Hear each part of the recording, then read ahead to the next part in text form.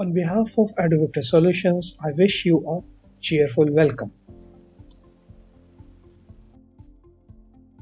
Explain the objectives of implementing NREGA 2005.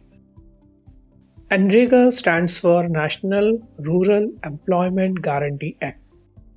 Under NREGA 2005, all those who are able to and are in need of work are guaranteed 100 days of employment in a year by government. If the government fails in its duty to provide employment, it will give unemployment allowance to these people. The types of work that would in future help to increase the production from land will be given to preference under the Act. Thus, for right to work has been made legal under this Act.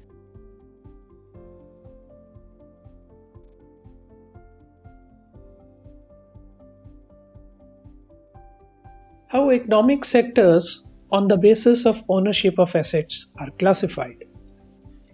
The classification of sectors on the basis of ownership of assets are private sector and public sector. Differentiate between sectors on the basis of ownership. Public sector. Ownership of assets and delivery of services is in the hands of government. The purpose of public sector is not just to earn profits but also to maximize social welfare. Expenses are met from money raised through taxes. Examples are post office, railways. Private sector.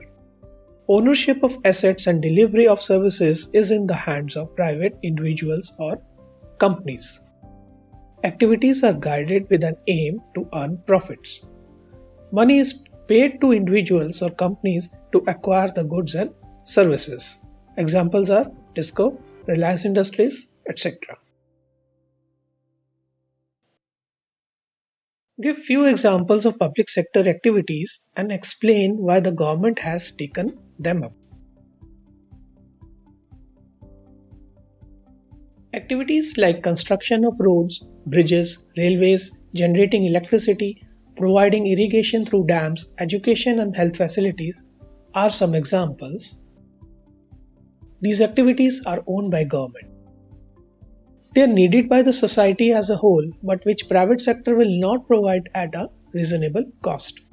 Some of these, like railways, involve huge expenditure which is beyond the capacity of private sector.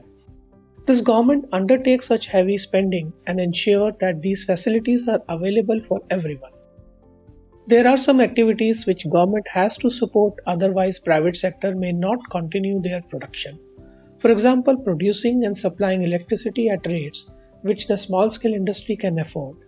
Government bears a part of the cost.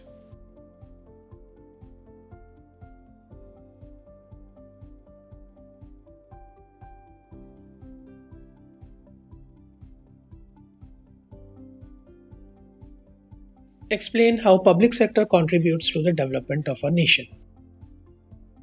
Public sector spends large sums of money on construction of roads, bridges, railways, providing irrigation through dams, generating electricity, etc.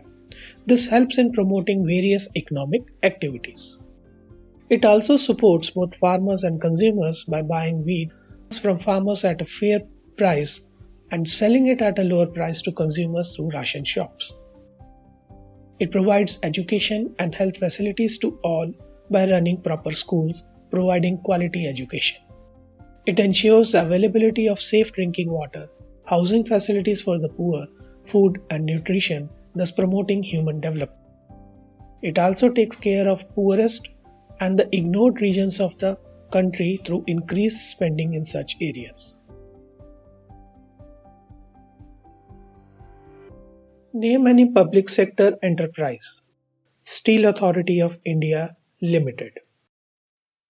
The central government in India recently made a law implementing the right to work, as the law is called National Rural Employment Guarantee Act. What type of goods and services are included for the calculation of GDP in India?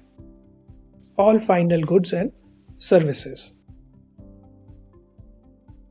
I hope you like our video and don't forget to like and subscribe our channel.